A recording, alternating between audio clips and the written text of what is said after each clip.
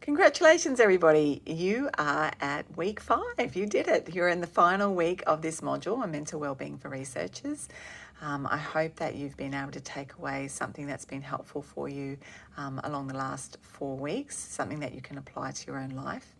In this week, we take the lens out a bit again and start to get you to do a little bit of forward thinking, I guess.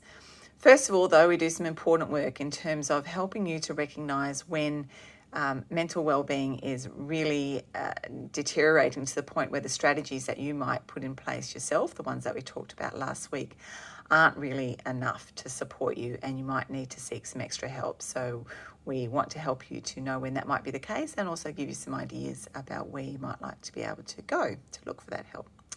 We think particularly about the situation of international students, and as I've said earlier in the module, I myself was an international student when I was doing my second PhD, and so I do have enormous empathy for what that's like, and the fact that there are additional challenges that, as if doing a PhD is enough, additional challenges when you're an international student and trying to cope with life in a foreign country far away from family and friends. So there's something special there in the module this week for you, and also some ideas about how those of you who are domestic students might be able to support and encourage your international colleagues.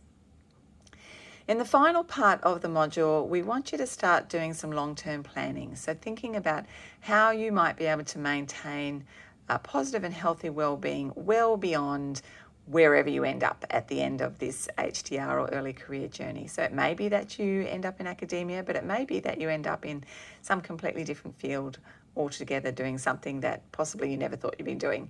So we want you to start thinking about this, looking after your mental well-being as being a lifelong activity, something that you want to do and can do no matter where life takes you. So there's some ideas to get you thinking about that and some strategies that you might like to put in place.